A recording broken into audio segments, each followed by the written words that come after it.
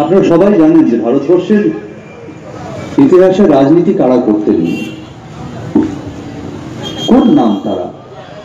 ভারত মায়ের উজ্জ্বল নক্ষত্র, উজ্জ্বল সন্তান তারা।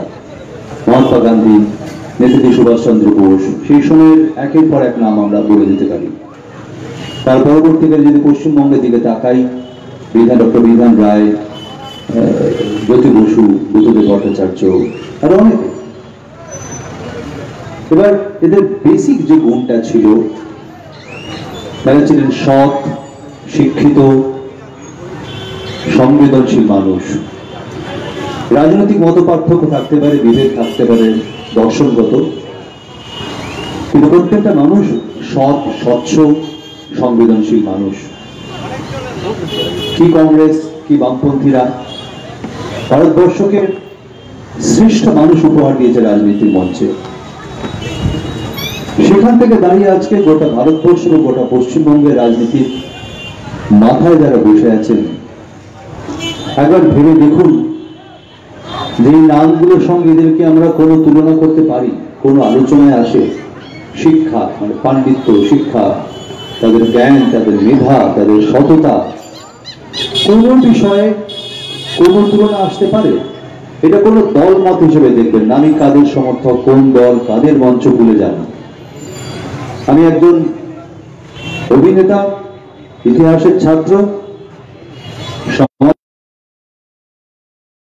আপনাদের সঙ্গে আমার কথা শেয়ার করছি। আমি কোন দলের সমর্থক সেটা ভুলে যান। ভেবে দেখুন, আজকে আমাদের মাথায় যারা আমাদের শাসন করছে আর যারা সেই সময় ছিলেন, তাদের মধ্যে আকাশ আর পাতালের পার্থক্য। একটা কথা বাজারে চালু আছে, দেখবেন, বলেন যে ভদ্রলোকের ছেলেরা কেন রাজনীতিতে আসে না। এটা একটা কথা বাজারে সবাই মুখে মুখে করে। পরিবর্তন চাই। আমাদের মাথায় যারা থাকবেন তাদের দিকে যেন আমরা লুক আপ করতে পারি, তাকাতে পারি এমন ভাবে যাতে মনে হয় যে হ্যাঁ, এরা আমাদের মাথায় থাকার যোগ্য। আজকে ডান দিকে বাঁ দিকে তাকিয়ে দেখুন, এই 10 বছরে পশ্চিমবঙ্গ কোথায় পৌঁছে গেছে। কোন লঘুগুরু জ্ঞান নেই, বড় ছোট কোনো জ্ঞান নেই। কার সাথে কিভাবে কথা বলতে হয়, কোন ভাষায় কথা বলতে হয়, শিক্ষকের সাথে কোন ভাষায় কথা বলতে হয়, চিকিৎসকের সাথে কি ভাষায় কথা বলতে হয়, সব ভুলে গেছি আমরা। গোটা রাজ্য জুড়ে একটা এখন গান বেরিয়েছে, খেলা হবে। তার ভঙ্গিটা হচ্ছে, দেখবেন ভালো করে শুনবেন গানটা, ভঙ্গিটাই হচ্ছে একটা গুলি বন্দুক মার্কা খেলা হবে। এটা কোনো ফুটবল খেলার গান নয়, ক্রিকেট খেলার গান নয়, এটা একটু পাঙ্গা দেবার গান। মানে খেলবি আয়, আমারও বন্দুক আছে, তোরও আছে, আয় খেল, এরকম গোছের খেলা। কিন্তু এই খেলা কেউ খেলতে পারবে না বা খেলতে আগ্রহী নয়। তো 10 বছরে এরা কতজনকে চাকরি দিল, 10 বছরে এরা কি কি করলো, আগে কি কি হয়েছে, তার খেলা এরা খেলতে রাজি নয়। কি ভারতবর্ষে, কি পশ্চিমবঙ্গে। এবার এই শক্তিটাকে গুলিয়ে দিতে হবে। যদি ভারতবর্ষের কথা বলি আমরা, তাহলে ভারতবর্ষ প্রখ্যাত অর্থনীতিরা বলছেন, অর্থনীতিবিদরা বলছেন, এটা কোনো সিপিএম কংগ্রেসের কথা নয়। 2016 পর থেকে ভারতবর্ষের অর্থনীতি ক্রমশ নিচের দিকে নামছে। করোনা কিন্তু 1 বছরের ব্যাপার। আমি বলছি 2016 থেকে ভারতবর্ষের অর্থনীতি ক্রমশ নিচের দিকে নামছে। এবং এই মুহূর্তে ভারতবর্ষের বেকার, ভারতবর্ষে কোনোদিন সেই পরিমাণ বেকারত্ব ছিল না। এটা ভারতবর্ষের প্রখ্যাত অর্থনীতিবিদদের কথা। ইনফ্যাক্ট গত পরশুর কাগজে কৌশিক বসু প্রখ্যাত অর্থনীতিবিদ, তারও লেখা আছে। উনি একসময় মনমোহন সিং উপদেষ্টা ছিলেন। এখন এই অবস্থা থেকে আমাদের বেরোতে হবে। রাজ্য একই অবস্থা, কোন চাকরি নেই। আমাদের মুখ্যমন্ত্রী চাকরি বলতে কি বোঝেন? উনি বলেন লক্ষ লক্ষ চাকরি হয়েছে।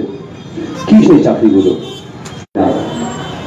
কেন আপনার রাজ্যে এসএসসি হয় না, স্কুল সার্ভিস কমিশন কেন? এটা তো কোনো রাজনীতির ব্যাপার না। কেন হয় না বলুন তো?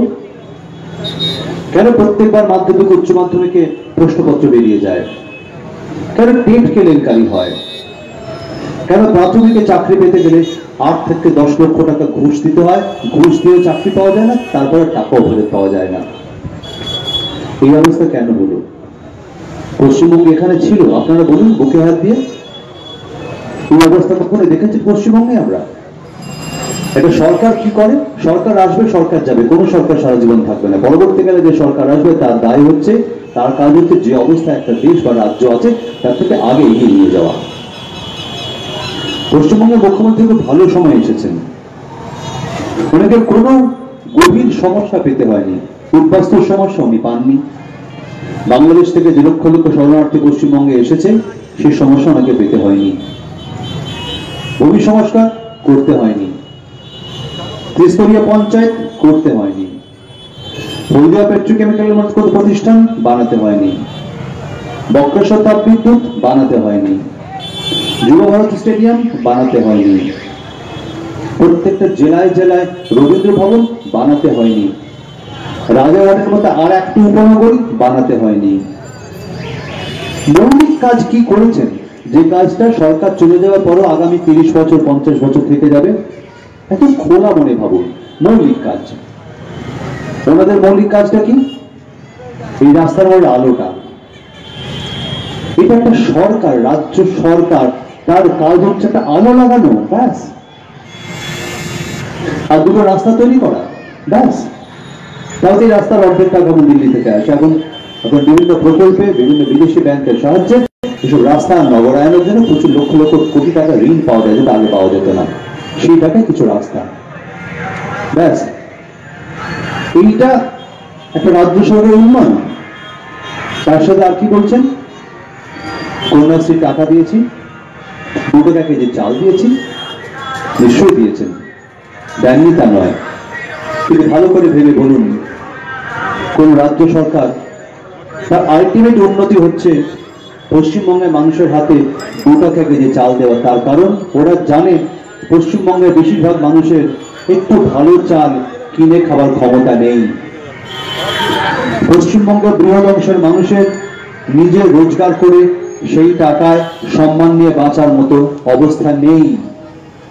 উনি জানেন পশ্চিমবঙ্গের সাধারণ গরিব মানুষ নিজের টাকায় তার মেয়ের বিয়ে দিতে পারবে না, তাই কন্যাশ্রীর টাকার জন্য হাত পেতে বসে থাকতে হবে। উনি জানেন পশ্চিমবঙ্গের মানুষ চাকরি করে মাথা উঁচু করে সম্মান নিয়ে বাঁচতে পারবে না, তাই নানা রকম ভাতা অনুদানের জন্য 2 হাত পেতে ওনার কাছে বসে থাকতে হবে। এটা উন্নয়ন? এটা সরকারের কাজ ছিল? ভাতা কখন দেয় মানুষ? একটা সাময়িক একটা অবস্থা হতে পারে, কিছু মানুষের জন্য প্রয়োজন হতে পারে, যার প্রয়োজন আছে তাকে দেওয়া হয়, যার প্রয়োজন নেই তাকে দেওয়া হয় না। এই ভাতা আগেও ছিল, সাইকেল আগেও ছিল, 2 টাকা কেজি চাল আগেও ছিল। এর পার্থক্য হলো উনি মুড়ি মুরগির মতো সবাইকে দেওয়ার চেষ্টা করলেন। কেন? তার কারণটা হচ্ছে যেটা দেবার কথা ছিল, যে কাজগুলো করার কথা ছিল তারা একটাও করতে পারলেন না, তাই উল্টো দিকে মানুষকে চুপ করবার জন্য হাতে কিছু কিছু করে প্রত্যেকের ঘাড়ে হাতে দেওয়ার চেষ্টা করলেন। এটা কোন রাজনীতি দিয়ে দেখবেন না প্লিজ। এই রাজ্যে যদি 10টা বড় কলকারখানা হতো, পশ্চিমবঙ্গের অবস্থা পাল্টে যেত।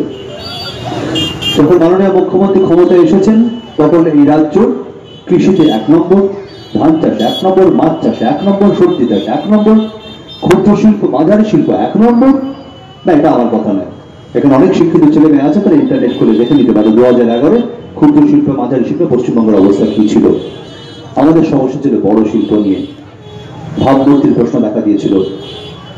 বুদ্ধদেব ভট্টাচার্য আপ্রাণ চেষ্টা করেছিলেন পশ্চিমবঙ্গের ভাবমূর্তি পাল্টে পশ্চিমবঙ্গে বৃহৎ শিল্প করার। তার কারণ আমরা সবাই জানি গোটা রাজ্যে কৃষি থেকে মানুষের আয় কমছে, তাই আজকে যারা কৃষক তার যে ছেলেমেয়েরা পড়াশোনা করছে, শিক্ষিত যে তারা চাষ করতে আগ্রহী নয়, তারা আজকে চাকরি করতে আগ্রহী। তাই চাকরির প্রয়োজন ছিল, তাই শিমুলের টাটার কারখানার দরকার ছিল। কেন টাটাকে আমরা বলেছিলাম? বুদ্ধদেব ভট্টাচার্য ব্যক্তিগত প্রয়োজনে টাটাকে আমন্ত্রণ জানিয়েছিলেন, কি মনে হয় আপনাদের? নিরুপম সেন তার কোনো ব্যক্তিগত প্রয়োজনে টাটাকে এখানে আসতে বলেছিলেন? আপনাদের কি মনে হয়? মনে হয় কি? হলে বলবেন আমায়। 10 বছর পার হয়ে গেছে, কোনটা দুধ কোনটা জল দেখে নিয়েছি আমরা। না, কেউ কোনো ব্যক্তিগত প্রয়োজনে আনেন। তাই আজকে তৃণমূল কংগ্রেস থেকে তার দল ছেড়ে অন্য দলে চলে যাওয়া শুভেন্দু অধিকারী আজকে বিলাপ করছেন, কেঁদে বেড়াচ্ছেন যে শিমুলে টাটাকে দাঁড়িয়ে দেওয়া ভুল হয়েছে। ভুল না, আপনারা জেনে শুনে করেছিলেন অন্যায়টা। তার কারণ ওটা না করলে আপনারা ক্ষমতায় আসতে পারতেন না। পশ্চিমবঙ্গের বিশাল অংশের মানুষকে আপনারা ভুল বুঝিয়েছেন। আপনাদের সঙ্গে পশ্চিমবঙ্গের একটা বিদ্যুৎ সমাজ, সে বিদ্যুৎ সমাজ পশ্চিমবঙ্গের মানুষকে ভুল বুঝিয়ে পশ্চিমবঙ্গের শিল্প স্বপ্ন মাটিতে লুটিয়ে দিয়েছে। কেন টাটা, কেন অটোমোবাইল? তার কারণটা একটাই, এটা কোনো প্রমোটিং নয়। টাটা ওখানে প্রমোটিং করতে আসেনি যে বাড়ি বানিয়ে চলে যাবে। টাটা এসেছিল গাড়ির কারখানা করতে। তার যে 1100 একর জমি, তার 400 একর রাখা ছিল অনুসারী শিল্পের জন্য। সে অনুসারী শিল্পের মালিক বিভিন্ন রাজ্যের, বিভিন্ন দেশের বিভিন্ন প্রান্তের ছোট এবং মাঝারি শিল্পপতিরা, ব্যবসায়ীরা, তারা ওখানে অনুসারী শিল্প করত। এবং সে অনুসারী শিল্পের একটা অর্ডার পৌঁছে যেত হাওড়ার মতো বিভিন্ন অঞ্চলে, যেখানে এত লেদ কারখানা আছে, লেদ মেশিন আছে, যেগুলো প্রায় অকেজ হয়ে পড়ে আছে, তাদের অর্ডারটা আলটিমেটলি এখানে এসে পৌঁছত। এতদূর অব্দি ভেবে আমরা টাটার কারখানার জন্য আপ্রাণ লড়াই করেছিলাম। টাটার কারখানা নয়, পশ্চিমবঙ্গের চেহারাটা পাল্টানোর প্রয়োজন ছিল। তার কারণ শিক্ষিত, কম শিক্ষিত, অশিক্ষিত সব রকম লোকের একটা কর্মসংস্থান তৈরি হয়েছিল কারখানাকে ঘিরে। অটোমোবাইল ইন্ডাস্ট্রির ক্যারেক্টারটাই তাই, এর চরিত্রটাই ওইরকম যে বিভিন্ন সমাজের বিভিন্ন স্তরের চাকরির সম্ভাবনা তৈরি করে। কি হলো দাঁড়িয়ে? একটা কারখানা করতে পেরেছেন পশ্চিমবঙ্গের বুকে, একটা বড় কারখানা যাকে আমরা অ্যাঙ্কার ইন্ডাস্ট্রি বলি, মানে যাকে ঘিরে আরো 10টা কারখানা তৈরি হবে, 10টা ফ্যাক্টরি আসবে, তৈরি করতে পেরেছেন 10 বছরে। এটা যে তৃণমূল কংগ্রেসের কেউ থাকে তাকেও বলুন, প্রশ্ন করুন। কারণ চাকরি হলে তারও হবে, সিপিএম এরও হবে, কংগ্রেসের হবে, সবার হবে। চাকরি সবার দরকার, পেটে খিদে সবার আছে। আপনি করতে দিলেন না কেন? আপনাকে ক্ষমতায় আসতে হবে, এলেন, আপনি করতে পারলেন? সুন্দরের মাটিতে আপনি চাষ করতে পারলেন? পারলেন না। আপনি বলছেন চুম্বন আন্দোলন, জমি আন্দোলন একটা মাইলস্টোন। আচ্ছা বলুন, একটা সাধারণ জ্ঞান দিয়ে আমি বোঝার চেষ্টা করি, মাইলস্টোন কোনটাকে বলি আমরা? কোনটা যে মডেলটা সারা দেশে বা সারা রাজ্য অন্তত অ্যাপ্লাই করি আমরা? একটা ফর্মুলা যখন আমরা গ্রহণ করি, একটা সঠিক ফর্মুলা বলে, সেই ফর্মুলাটা আমরা গোটা রাজ্যে প্রয়োগ করি তো। যেটা ভূমি সংস্কার একটা ফর্মুলা, আমরা ভূমি সংস্কার গোটা রাজ্যে প্রয়োগ করেছিলাম। তার কারণ আমাদের মনে হয়েছিল এটা একটা ভূমি বন্টনের ক্ষেত্রে নতুন একটা ফর্মুলা এবং মানুষের উপকার করবে। তো শিমুল মডেল যদি এত ভালো একটা মডেল হয়ে থাকে, তাহলে পশ্চিমবঙ্গের আর যেখানে যেখানে সরকার জমি অধিগ্রহণ করেছিল, রাজারহাট, দুর্গাপুর, সেখানে এই মডেলটা কেন প্রয়োগ করা হলো না? কেন রাজারহাটে কৃষকদের জমি ফিরিয়ে দেওয়া হলো না? কেন দুর্গাপুরে কৃষকদের জমি ফিরিয়ে দেওয়া হলো না? কেন কল্যাণীতে কৃষকদের জমি ফিরিয়ে দেওয়া হলো না? তার কারণ এটা কোনো মডেল নয়, এটা একটি প্রতারণার মডেল। শুধুমাত্র ভোটের কথা ভেবে কিছু মানুষের হাতে কিছু টাকা পাইয়ে দিয়ে ওটা পশ্চিমবঙ্গের স্বপ্ন নষ্ট করেছিলেন। এটা কোনো মডেল নয়, এটা কোনো ক্রেডিট নেই, ওটা ডিসক্রেডিট। আপনাদের ভাবার সময় এসেছে। গল্পের গুলো কাছে কেন বঙ্গালি তুলে দিয়েছিলেন? সম্পূর্ণ জেনে বুঝে তার সঙ্গে নন্দীগ্রাম করেছিলেন, কোনো কারণ ছিল না। একটা অঞ্চল যেখানে বুদ্ধদেব ভট্টাচার্য ঘোষণা করে দিয়েছেন, সেই অঞ্চলে মিটিং করে যে মানুষ না চাইলে 1 ছটাক জমি নেওয়া হবে না, সেই অঞ্চলটা বছরের দিনের পর দিন অবরুদ্ধ করে রাখা হলো। কার স্বার্থে? পশ্চিমবঙ্গ থেকে তাবৎ ইন্টেলেকচুয়াল সেখানে গিয়ে মদত দিতে লাগলো, না অবরুদ্ধ থাক, তোলা হবে না। কেন তোলা হবে না? আপনার এই অঞ্চল হঠাৎ করে যদি খুব ঘিরে ফেলে, এলাকার কেউ বাইরে যেতে পারবে না, বাইরের কেউ ভেতরে আসতে পারবে না, রাস্তাঘাট কেটে ফেলে দেবে, অঞ্চলের মানুষ খুশি থাকবে? থাকতে পারে না। তাহলে নন্দীগ্রাম কেন অবরুদ্ধ ছিল? একটা তো কারণ থাকবে। যেখানে 1 ছটাক জমি নেওয়া হয়নি, 1 ইঞ্চি জমি নেওয়া হয়নি, সেই অঞ্চলটা অবরুদ্ধ করা হয়েছিল। পরে বোঝা গেল কেন অবরুদ্ধ করা হয়েছিল। কারণ তারা জানতো কোনো অঞ্চল যদি দিনের পর দিন আটকে রাখা হয়, কোনো একদিন আইন শৃঙ্খলা সেখানে লাগু করার জন্য পুলিশ যাবে বলে সেই দিনটার জন্য অপেক্ষা করছিল। পুলিশ গিয়েছিল ভাঙা বেড়ার রাস্তা সারাতে, জমি অধিগ্রহণ করতে নয়, জমি নিতেও নয়, ভাঙা বেড়ার ভাঙা ব্রিজ সারাতে, তার সঙ্গে ল অ্যান্ড অর্ডার ফিরিয়ে আনতে, সেই সুযোগটার জন্য অপেক্ষা করছিল ওরা। তারপরে যা করেছে আজকে মাননীয় মুখ্যমন্ত্রী সেটা প্রকাশ্যে মিটিংয়ে স্বীকার করে দিয়েছেন। একদম হাওয়াই চটি পরিয়ে সিপিএম এর কাডার সাজিয়ে লোক ঢুকিয়েছিল। আজকে মাননীয় মুখ্যমন্ত্রী বলছেন এই দায় শুভেন্দু অধিকারী, শিশির অধিকারী, কারণ তারা এটা করেছিল। এটা বলে মুখ্যমন্ত্রীকে দায় এড়াতে পারেন? তার কারণ শিশির অধিকারী এবং শুভেন্দু অধিকারীর সেদিন তার ডানাতেও বাহাত ছিল। তাই নন্দীগ্রামের সিপিএম সাজিয়ে হাওয়াই চটি পরিয়ে যে লোককে ঢোকানো হয়েছিল মানুষ খুন করার জন্য, তার দায় আজকের মুখ্যমন্ত্রী আর কারো নয়, কারণ তিনি ছিলেন ওই দলের নেত্রী। খুব লাভ হয়েছে কি আমাদের? চাষিদের বিরাট লাভ হয়েছে, গরিব মানুষের লাভ হয়েছে? হয়নি, ওদের লাভ হয়েছে। কি লাভ হয়েছে? 10 বছর আগে এদের যে সম্পত্তি ছিল, খেয়াল করে দেখুন, চুনোপুটি নেতাদের থেকে শুরু করে সর্বোচ্চ স্তর অবধি 10 বছর আগে এদের যে টাকা ছিল, যে সম্পত্তি ছিল, এদের নিকট আত্মীয়দের যে সম্পত্তি ছিল, 10 বছর পর সেই সম্পত্তি পাহাড় প্রমাণ বেড়ে গেছে। তাই নন্দীগ্রামের প্রয়োজন ছিল, তাই শিমুরের প্রয়োজন ছিল, কারণ ক্ষমতা দরকার ছিল ওদের। না, মানুষের কাজ করার জন্য ক্ষমতা দখল করেনি ওরা। আমরা বলতে পারি, আপনি হিসেব করুন, 34 বছর যারা সরকার চালিয়েছিল, সেই সরকারের যারা মন্ত্রিত্ব করেছে, তারা সরকারের মন্ত্রিত্বে আসার আগে তাদের কি সম্পত্তি ছিল, 34 বছর পর তাদের কি সম্পত্তি হয়েছে। আর আপনাদের 10 বছর আগে কি সম্পত্তি ছিল, 10 বছর পর কি সম্পত্তি হয়েছে। ক্ষমতা থাকলে, আপনার সততা থাকলে আপনি এটা প্রকাশ্য রাস্তার উপরে টাঙিয়ে দিন, তবে বুঝবো আপনি সততার প্রতি। আপনি পারবেন না, তাই আপনাকে আমরা সততার প্রতিমূর্তি মানি না। আপনি গোটা রাজ্যের মানুষকে প্রত্যেক ধমকাচ্ছেন কেন? কেন ভয় আপনারা? তো আমি নবান্নের অফিসের সামনে একদিন যাচ্ছিলাম, হঠাৎ করে দেখে পেয়ে গেছি, মানে ভুল করে গেছিলাম, রাস্তাটায় চলে গেছিলাম, দেখে মনে হচ্ছে পাকিস্তান বর্ডার। একটা ভয়ের পরিবেশ। এত বছর ধরে মহাকারণ দেখছি, সেখানে বিধান রায় থেকে সিদ্ধার্থ শঙ্কর রায় থেকে জ্যোতি বসু, বুদ্ধদেব ভট্টাচার্য সবাই মন্ত্রিত্ব করেছেন। তো এত ভয় লাগেনি কোনোদিন? কয়েকটা সাদা এই পোশাক পরা কালকাটা পুলিশ দাঁড়িয়ে থাকতো, ভিজিটররা স্লিপ নিয়ে ঢুকতো, এই তো ছিল মহাকারণ। আপনি যান নবান্নের সামনে, মনে হবে পাকিস্তান বর্ডারে চলে এসেছি। মাছি করতে পারবে না, বড় বড় সব সেন্ডার মেশিনগান নিয়ে পুলিশ দাঁড়িয়ে আছে, কালো কালো জংলা জংলা ছাপ পরা পোশাক পরা পুলিশ, বালির বস্তা দিয়ে বাংকার নেট। কার জন্য? কার ভয়? যিনি জনগণের নেত্রী, তার জনগণকে এত ভয়? অফিস করেছেন এত উপরে, যেখান থেকে মামাটি মানুষের নেত্রী মাটিটাই ভালো করে দেখতে পান না, উনি নাকি মামাটি মানুষের নেত্রী। ঘোরাফেরা করেন হেলিকপ্টারে, ওপর থেকে দেখেন, তাই সবাই ভাবেন সবাই বোধ খুব ভালো আছে। প্লেনে গেলে যেন নিশ্চয় সব সুন্দর লাগে, একরকম লাগে, হেলিকপ্টারে সেটাই দেখেন। আর বাকি মন্ত্রী পরিষদ কি করেন তারা বলুন তো? উনি নিজেই ঘোষণা করে দিয়েছেন বাকিরা কেউ পিছনে উনি প্রার্থী, বাকিরা কেউ না। উনি পোস্ট, বাকিরা ল্যাম্প পোস্ট, নিজেই বলেছেন। তাই ওনাকে থেকে ভোট দিতে বলেছেন। তাহলে এত বড় মন্ত্রিসভা এতগুলো টাকা দিয়ে কেন রেখেছেন? মাননীয় মুখ্যমন্ত্রী প্রত্যেকদিন মঞ্চ দিতে মাসে মাসে ওদের মাইনা দিচ্ছি কাজ করার জন্য, ওদের তো মাইনা নিয়ে কাজ করার কথা। ওরা কি বলে বুঝি না আমি। একজন মন্ত্রী মানে কি? তাকে মাইনা দেওয়া হয় কাজ করার জন্য, ধমক দেওয়ার জন্য নয়। একজন মুখ্যমন্ত্রীকে সামনে সামনে পেলে আপনি জিজ্ঞেস করবেন, আপনার কাজ তো কাজ করা, আপনাকে মাইনা দিয়ে আমরা, আপনি কি আমাদের ধমক দেন?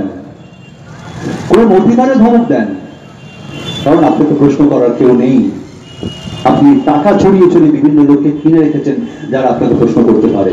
কতদিন টাকা ছড়াবেন? বেশি টাকা ছড়াবার লোক চলে এসছে, ওনার পাশে লোক সরে গেছে।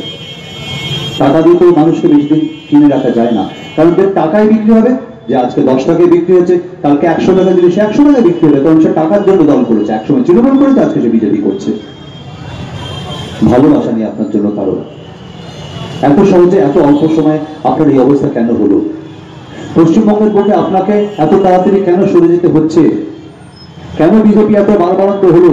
আপনি থেকে পশ্চিমবঙ্গে বিজেপির বিরুদ্ধে প্রধান মুখ, যার সঙ্গে আপনি সরকার করলেন, বিজেপির সঙ্গে পুরসভা করলেন, নির্বাচন লড়লেন, দিল্লিতে সরকার করলেন, আপনার সঙ্গে আরএসএস এর বাড়াবাড়ন্ত হলো, বিজেপি 18টা সিট পেয়ে গেল, আপনি নাকি বিজেপির বিরুদ্ধে লড়াইতে প্রধান মুখ। হাস্যকর ব্যাপার। আপনি অঙ্ক করে চলেন, এখানে সংখ্যালঘু, এখানে সংখ্যাগুরু, এই একটু ভোট, তার একটু ভোট, কোথাও হিজাব করে নামাজ পড়বো কারোর জন্য, কোথাও চণ্ডী পাঠ শোনাবো। কেন শুনবো সব আমরা? আমাদের মা ঠাকুররা চণ্ডী পাঠ জানে না নাকি? আমাদের বাড়িতে কখনো পুজো আচ্ছা হয়নি? দুর্গা পুজো, কালী পুজো, সরস্বতী পুজো, ব্রত পার্বণ, আমাদের বাড়িতে কি আপনারা কেউ কিছু জানেন না? মুখ্যমন্ত্রী মঞ্চ থেকে চণ্ডী পাঠ করে শোনাবেন, তারপর আমাদের মা মশাই চণ্ডী পাঠ শিখবে? মজা হচ্ছে এটা? ইয়ার কি মারার জায়গা? কি হচ্ছে? ভারতবর্ষের প্রধানমন্ত্রী বলে রামচন্দ্রকে চেনাবেন? কি হচ্ছে এটা? মুখ্যমন্ত্রী হিজাব পরে মুসলমানদের নামাজ পড়া শেখাবেন, মহরম করা শেখাবেন? কি হচ্ছে কি এটা? না, আমরা ধর্মের বিরুদ্ধে নই, আমরা ধর্মকে মানুষকে বোকা বানাবার বিরুদ্ধে। আমরা চণ্ডী পাঠ করে হিন্দু ভাইদের বোকা বানিয়ে ভোট চাওয়ার বিরুদ্ধে। আমরা রামচন্দ্র নাম করে হিন্দু মানুষদের বোকা বানিয়ে ভোট চাওয়ার বিরুদ্ধে। আমরা হিজাব করে মুসলমান সাথে মুসলমান ভাই বোনদের ভোট চাওয়ার বিরুদ্ধে। ধর্মের বিরুদ্ধে আমরা কেউ নেই। পশ্চিমবঙ্গের মানুষের দুর্গা পুজো, কালী পুজো, ঈদ, মহরম কারো কোথাও কোনো সমস্যা হয়নি। যত সমস্যা যে 10 বছরে কেন হয়েছে? সমস্যা তৈরি করা হয়েছে। উনি ভেবেছেন, বুঝেছেন যে আমাকে টিকে থাকতে গেলে এদের এক হতে দেওয়া যাবে না, সাম্প্রদায়িক বিভেদ করো। ঠিক যেভাবে বিজেপি করে একইভাবে তৃণমূল করে। অঙ্ক আছে না, এদের ভাগ করে দাও, সেটা একসঙ্গে লড়াই করতে না পারে। যখনই একসাথে হয় তখন ওনার খুব রাগ হয়। ঠিক আজকে সংযুক্ত মোর্চা তৈরি হয়েছে, বামেরা আছে, কংগ্রেস আছে, আইএসএফ আছে, ওনার খুব রাগ। কিসের রাগ? কেন নয়, আমরা লড়াই করছি কিসের জন্য? ভাতের জন্য, রুটির জন্য। চালের কোনো রং হয় না, রুটির কোনো রং হয় না। ভাতের লড়াইতে, চাকরির লড়াইতে, শিক্ষার লড়াইতে, স্বাস্থ্যের লড়াইতে যারা পথে নামবে আমরা একসঙ্গে তাদের সঙ্গে আছি। সেটা কংগ্রেস হতে পারে, সেটা আইএসএফ হতে পারে। আমাদের মধ্যে পারস্পরিক দর্শনগত মত পার্থক্য থাকা সত্ত্বেও ভাতের লড়াইতে, রুটির লড়াইতে, দুর্নীতিমুক্ত প্রশাসনের দাবিতে আমরা একসঙ্গে লড়বো। ওখানে আমাদের খুব রাগ হয়েছে। খুব আইএসএফ বলে বেড়াচ্ছেন, আব্বাস তিনি বলে বেড়াচ্ছেন। আপনার সমস্যাটা কোথায় জানেন? আপনি ভাবছেন আপনার বোধহয় ভোট ভাগ হয়ে যাচ্ছে। ভোট ভাগ কারো কেনা নয়। তা আপনি জেনে রাখুন, যে দলটার সঙ্গে আমরা মোর্চা বানিয়েছি আইএসএফ, সে কোন রাজনৈতিক মঞ্চ থেকে কোন ঠাকুর দেবতা আল্লাহর নাম করে না। সে রাজনৈতিক মঞ্চ থেকে শিক্ষার কথা বলে, স্বাস্থ্যের কথা বলে, সে মৌলবীদের ভাতা দেওয়ার বিরুদ্ধে কথা বলে। যে দাবি আমরা করি, যে দাবি কংগ্রেস করে, সেই দাবি আইএসএফ করে। তাহলে তাদের সঙ্গে মোর্চা করতে অসুবিধা কোথায়?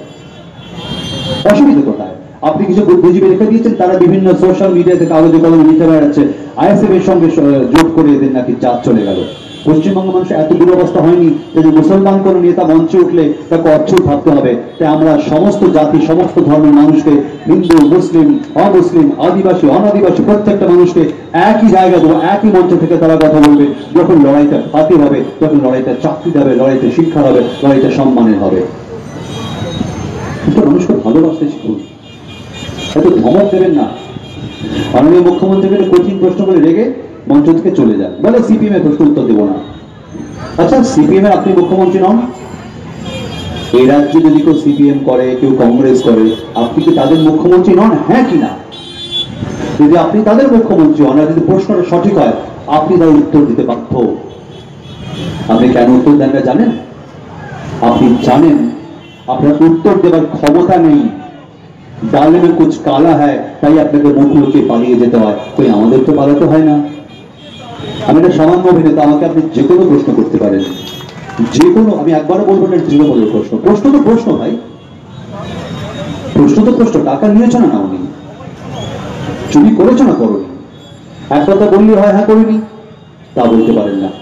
যখন জিজ্ঞেস করা হয় যে আপনার ভাইদের নাম হরিশাহ রেজিস্ট্রিতে 35টা প্লট, এতগুলো ফ্ল্যাট শোনা যাচ্ছে, তার নাম ঠিকানা সব কাগজে বেরোচ্ছে রোজ রোজ, আপনি কি বলেন? ওনার উত্তর কি? এসব ব্যক্তিগত প্রশ্ন উত্তর দেবো না। আচ্ছা, মন্ত্রী তার ভাই সে চুরি করলে সেটা ব্যক্তিগত হয় নাকি? আমিও মুখ্যমন্ত্রী হলে আমার ভাই যদি ডান দিকে বা দিকে চুরি করে ফাঁক করে দেয়, আর আপনারা যদি আমাকে প্রশ্ন করেন আপনার ভাই কেন হয়তো চুরি করছে, আমি বলবো ব্যক্তিগত প্রশ্ন? এটা কি? এটা কোন রাজনীতি পশ্চিমবঙ্গের লোক হচ্ছে? উনি জানেন আসলে আপনি জনগণ যেটা বলছে, যে প্রশ্নটা করছে সেটা সঠিক প্রশ্ন, কোনো উত্তর দেওয়ার ক্ষমতা নেই, তাই উনি আগে ধমক দিয়ে আপনাকে চুপ করিয়ে দিচ্ছে। আর কতদিন ধমকে রাজনীতি চলবে? আর কতদিন ভাতা রাজনীতি চলবে? চলছে না বলে পশ্চিমবঙ্গের মানুষ অনেকে সরাচ্ছে। সরাতে গিয়ে যে দলটার কথা বলছে তার নাম বিজেপি। আচ্ছা, কেন বিজেপি?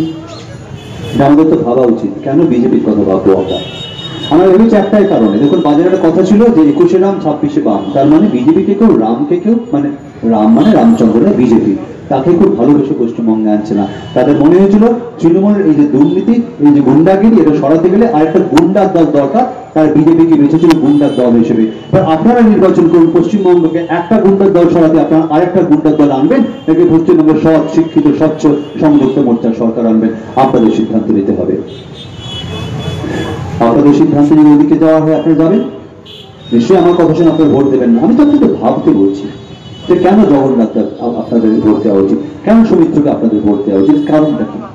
একটাই কারণ, তৃণমূলকে সরাতে গিয়ে যদি বিজেপিকে আনে আমরা, পশ্চিমবঙ্গের আরো 100 গুণ বড় সর্বনাশ হবে। একটা সর্বনাশ আমরা করেছি একবার 10 বছর আগে। আপনি ত্রিপুরার দিকে তাকান, বিজেপি কি করছে? তৃণমূল এখানে পঞ্চায়েত নির্বাচন হতে দেয়নি, একই কাণ্ড বিজেপি ত্রিপুরায় করেছে, পঞ্চায়েত নির্বাচন হতে দেয়নি। ভোটই দিতে, কাউকে ভোটই দিতে দিচ্ছে না। মানুষের নাভিশ্বাস উঠে গেছে, পেনশন বন্ধ করে দিয়েছে। বিজেপির প্ল্যান গুলো কি? ব্যাংকের সুদ কমিয়ে দাও। আচ্ছা, বয়স্ক মানুষ, রিটায়ার্ড মানুষ যারা ব্যাংকে টাকা জমা রেখে সেই সুদে জীবন ধারণ করেন, তারা কি করবে? সুদের টাকা, সুদ কমে গেলে পেনশন চলে গেলে কি করবে তারা? বিজেপি বলছে শেয়ার মার্কেটে টাকা খাটান।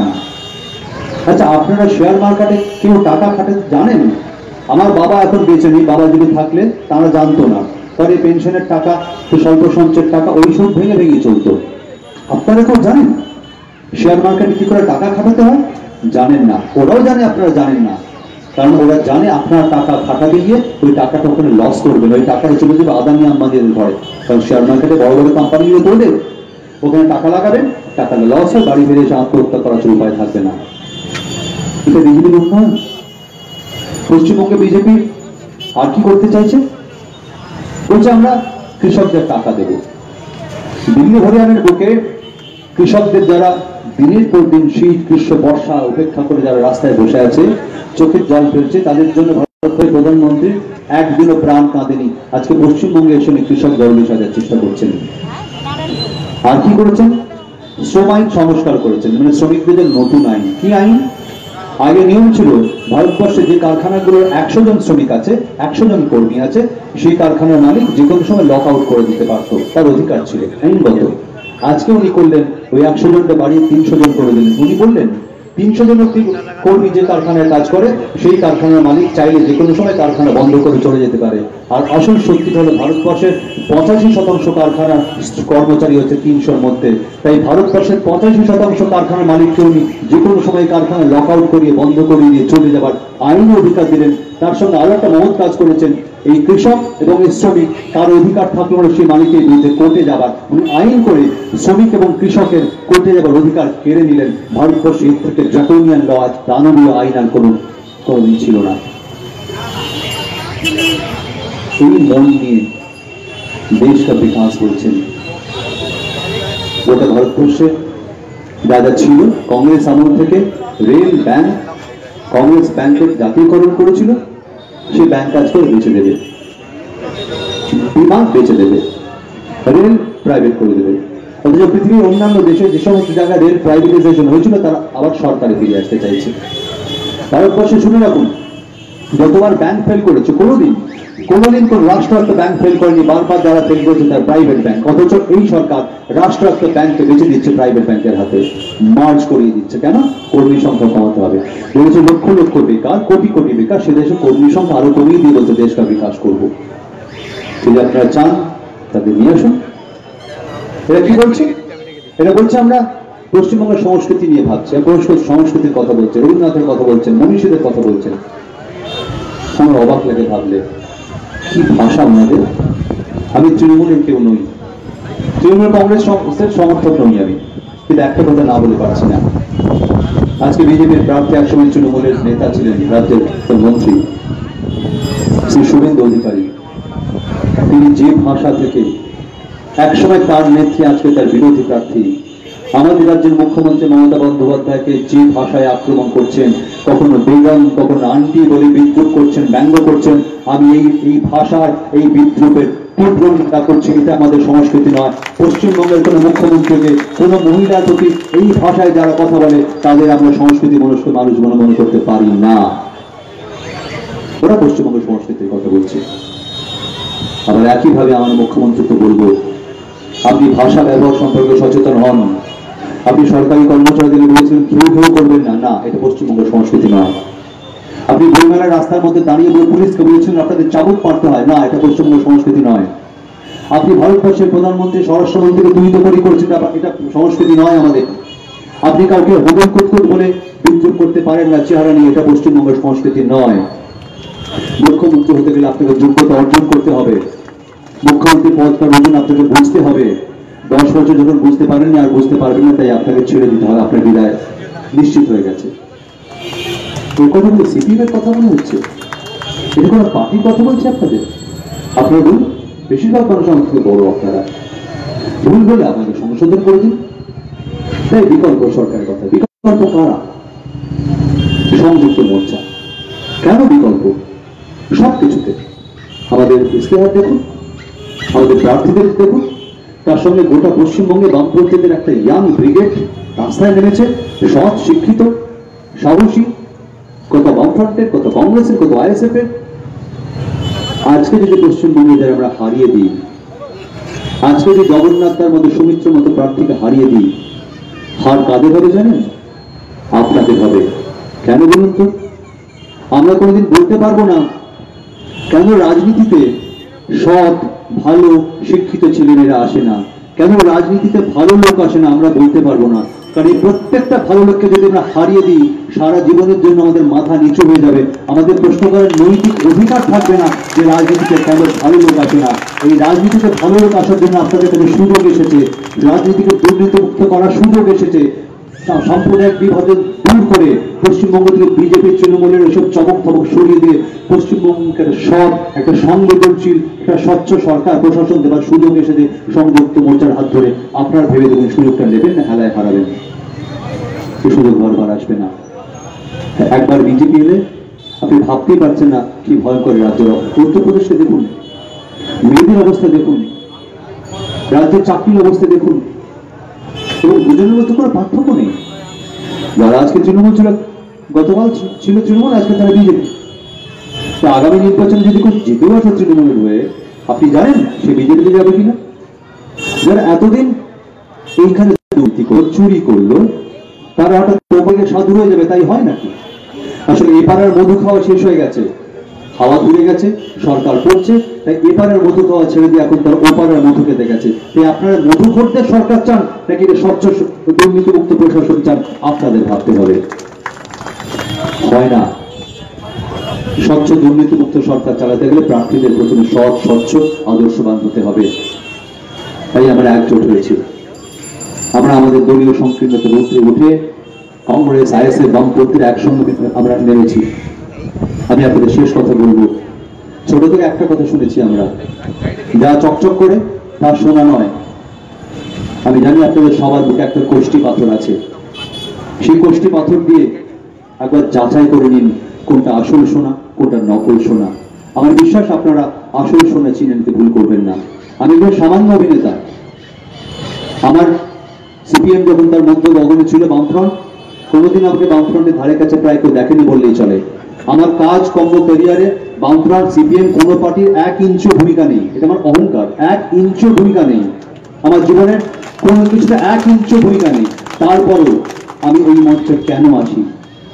একটাই কারণে, এই পশ্চিমবঙ্গ আমার পশ্চিমবঙ্গ, তাই এর পরিবর্তন আমি চাই।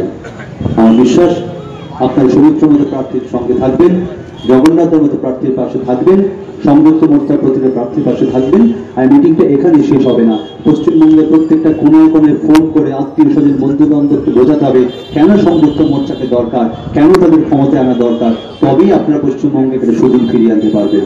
আজকে বিদায় নিচ্ছে আপনাদের কাছ থেকে। আমার বিশ্বাস আপনারা সঠিক সিদ্ধান্ত নেবেন। ভালো থাকবেন, সুন্দর থাকবেন। শুভরাত্রি।